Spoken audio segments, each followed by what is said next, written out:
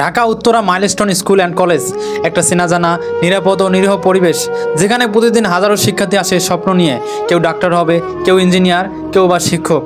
কিন্তু সেই দিন যেই স্বপ্নগুলো যেন হঠাৎই থমকে গেল। একটি প্রশিক্ষণ জেট বিমান বাংলাদেশ বিমান বাহিনীর F-7 BGI হঠাৎ ভেঙে পড়ে কলেজের মূল গেটের পাশেই। মুহূর্তে আগুন, ধোঁয়া, চিৎকার, কান্না আর আতঙ্ক সব মিলিয়ে যেন যুদ্ধক্ষেত্রের মতো এক বিভীষিকাময় দৃশ্য।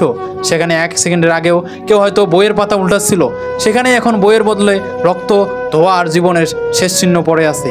এই ভিডিওটা শুধু খবর নয়, এটা একটা মানবিক আবেদন।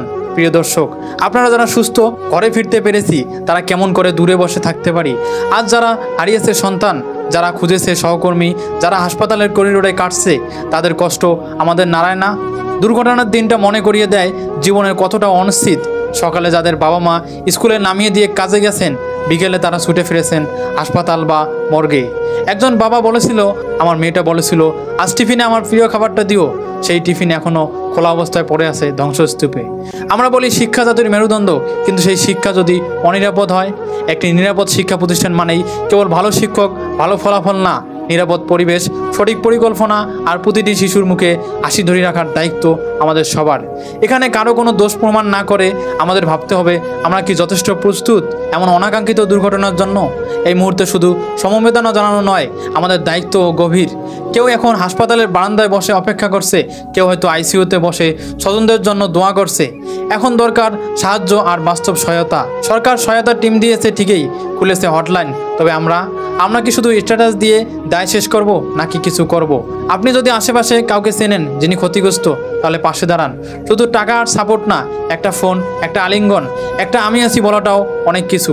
জীবন থেমে থাকে না, কিন্তু আমরা যেন ভুলে না যাই এই শিশুদের, শিক্ষকদের, স্বপ্নবান তরুণদের।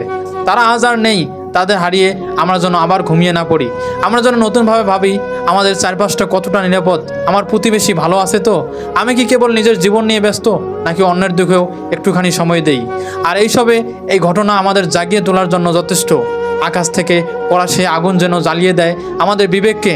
এই মর্মান্তিক ক্ষতির পেছনে আমরা কোনো রাজনীতি খুঁজে না নিয়ে যদি খুঁজি হৃদয়ের জায়গা, তাহলে হয়তো কষ্টগুলো কিছুটা হলেও সার্থক হয়ে উঠবে।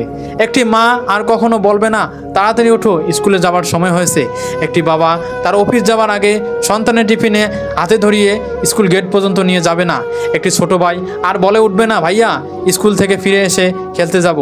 এই ছোট ছোট মুহূর্তগুলোই যেন জীবনের আসল সম্পদ। আমরা কেন এতদিন বুঝতে পারলাম না? এই দুর্ঘটনার পর সবচেয়ে বড় শিক্ষাটা যদি কিছু হয়, সেটা হলো ভালোবাসা দিতে শিখুন, যত্ন নিন, পাশে থাকুন। জীবনের নিরাপত্তা বিষয়ে আল্লাহর কাছে দোয়া করার সাথে সাথে রাষ্ট্রীয়ভাবে প্রস্তুতি প্রয়োজন। জীবন ক্ষণস্থায়ী, টাকা, নাম, পদমর্যাদা সব কিছুই মুহূর্তেই মুছে যেতে পারে, কিন্তু আপনি যদি কাউকে ভালোবেসে থাকেন, সহানুভূতি দেখিয়ে থাকেন, সেই ভালোবাসা থাকে চিরকাল। সেই মানুষগুলো হয়তো আজ আমাদের মাঝে নেই, কিন্তু তাদের জন্য আমরা কিছু করতে পারি। তাদের আত্মার শান্তির জন্য, জীবিতদের সাহস দেওয়ার জন্য, মানবতা জাগিয়ে তুলুন। ভিডিওটা শেয়ার করুন, শুধু ভাইরাল হওয়ার জন্য নয়, এটা একটা মানবিক মেসেজ ছড়িয়ে দেওয়ার জন্য। সাবস্ক্রাইব করুন আমাদের চ্যানেল যদি আপনি চান যে সত্যিকারের অনুভূতির জায়গা থেকে কথা বলা হোক। কমেন্টে জানান আপনার হৃদয়ে কী অনুভব করছেন এই ঘটনার পর। আর মনে রাখুন, আমাদের সবচেয়ে বড় পরিচয় আমরা মানুষ, আর মানুষ মানেই বিবেক, দায়িত্ব, ভালোবাসা।